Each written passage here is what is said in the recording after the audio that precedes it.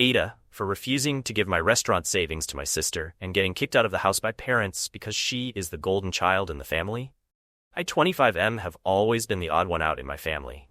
Growing up, it became painfully clear that my younger sister, 22F, was the golden child. She could do no wrong in our parents' eyes, and everything I did was either met with indifference or overly critical responses. At first, I tried to ignore it. I told myself it was just typical sibling dynamics, and that once we grew older, things would balance out. But it never did. The favoritism wasn't just in small things like who got the last slice of pizza or the better birthday gifts. It was in everything. If my sister had a problem, the whole world had to stop to fix it. If I had a problem, well, I was expected to figure it out. This dynamic only deepened as we got older, and by the time I hit my 20s, I knew I'd have to rely on myself to get anywhere in life.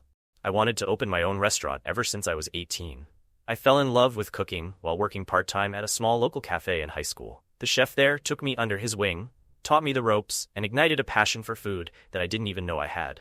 I dreamed of owning a small, cozy restaurant one day, a place where people could come for good food and better memories. It wasn't a flashy dream, but it was mine. My parents didn't take it seriously. When I told them about my plan after graduation, they barely looked up from whatever they were doing. "It's a risky business," my dad had said with a shrug. "Maybe you should think about something more stable." Meanwhile, my sister had just announced that she was dropping out of college to pursue art full-time, and they couldn't have been more supportive. They paid for her studio space, her supplies, her living expenses, you name it. But me? I had to work 2 jobs to save up for culinary school, and later, for my dream restaurant. Despite the lack of support, I pushed forward. I saved every penny I could. I lived at home to cut down on rent, even though the atmosphere was suffocating. My parents barely acknowledged my efforts, but I didn't care. I was focused on my goal. After a few years, my savings had grown substantially. I was getting closer and closer to making my dream a reality. Then last month, my sister came home in tears. She had racked up an enormous amount of debt, around $30,000 on credit cards. Apparently, she had been living way beyond her means, buying expensive art supplies, clothes, and essentials. She sat at the kitchen table sobbing, while my parents did their best to comfort her. "It's okay, sweetheart," my mom said, rubbing her back. "We'll figure this out." I stood there, watching the whole scene unfold, wondering where this was going. Then my dad turned to me. "You've been saving up a lot, haven't you?" he asked, as if the answer wasn't obvious. "Yeah," I replied cautiously, not liking where this conversation was headed. "Well," he continued, "why don't you help your sister out? She's in a real bind, and family helps family." I stared at him, dumbfounded. Did he really just ask me to hand over my restaurant savings to bail out my sister? "No," I said flatly. "I've been saving for my business. This money isn't for anything else." My sister sniffled and looked up at me with wide, tear-filled eyes. "Please," she whimpered, like she hadn't just spent the last few years throwing away money on unnecessary crap. "You've always been the responsible one," my mom chimed in. "You'll make that money back eventually. Your sister needs help now." I couldn't believe what I was hearing.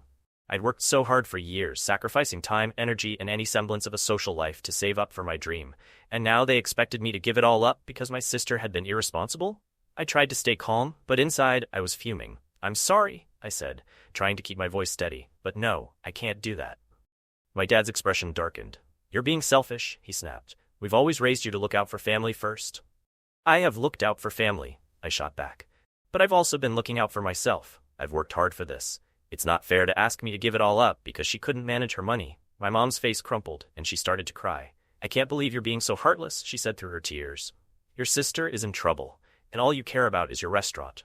My sister didn't say anything. She just sat there, letting them fight her battle for her. She always did this, played the victim, knowing our parents would swoop in to save the day. And they always did. For the next few days, things were tense. My parents barely spoke to me, and when they did, it was only to guilt-trip me. "How can you let your sister suffer like this?" my mom would ask over dinner. "I don't know where we went wrong with you," my dad would mutter under his breath. I avoided home as much as possible, staying out late or crashing at friends' places. I couldn't stand the constant pressure, the endless guilt trips. But no matter how hard they pushed, I wasn't going to cave. I had worked too hard for this dream. It was my future, and I wasn't about to throw it away. Then last week, everything exploded. I came home after a long shift at the restaurant I was working at, hoping to save up a little more before taking the plunge and opening my own place. As soon as I walked in the door, I could tell something was wrong. My parents and sister were sitting in the living room, waiting for me. The tension in the air was thick, and my stomach dropped. "We need to talk," my dad said sternly. "Sit down." I reluctantly sat on the couch, already knowing where this conversation was headed. We've had enough of this, my dad began. Your behavior has been unacceptable. You're part of this family, and family helps each other. If you're not willing to help your sister in her time of need, then maybe you don't belong here. My heart pounded in my chest. Are you seriously kicking me out because I won't give her my savings? You've made your choice, my mom said coldly. We can't have this kind of selfishness in the house. My sister still said nothing. She just stared at the floor, like she couldn't even be bothered to engage in the conversation that was about to ruin my life. You're really going to kick me out? I asked, my voice rising in disbelief. After everything I've done, after all the sacrifices I've made, you're choosing her over me? My dad crossed his arms and leaned back, his face set in a stubborn expression. It's not about choosing sides. It's about doing the right thing. We've always supported you when you needed it. I nearly laughed out loud at that. Supported me?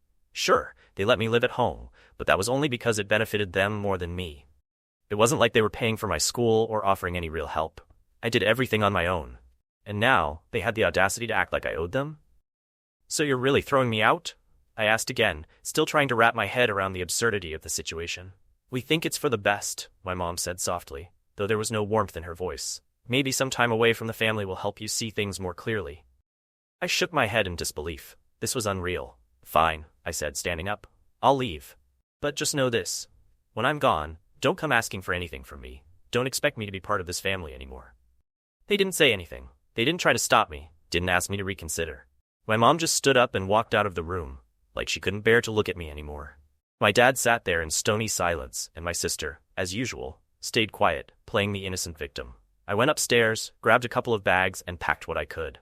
I didn't have a plan, but I sure as hell wasn't going to stay under their roof a second longer. Within an hour, I was gone, walking out the front door of the house I grew up in, with nothing but the clothes on my back and my restaurant savings intact. Now, I'm staying with a friend, trying to figure out what to do next. Part of me feels a weird sense of relief. It's like a weight has been lifted off my shoulders. I don't have to deal with their toxic favoritism anymore. But at the same time, it hurts. They're my family. And they were willing to throw me out like I didn't matter, just because I didn't fall in line and hand over my hard-earned money. And the worst part? They still don't see anything wrong with it. They still think I'm the bad guy in all of this, like I'm some selfish monster for not wanting to bail out my sister. I get that family should help each other out, but where do you draw the line? I've already done so much on my own, and they've done nothing but take and take. Am I really the asshole for finally saying no? For choosing my dream over cleaning up my sister's mess? Now my parents won't talk to me, and my sister, well, she's just living her life as if nothing happened. It's like they're all fine pretending I don't exist anymore. So, Reddit, am I the asshole for refusing to give up my restaurant savings to help my sister and getting kicked out because of it?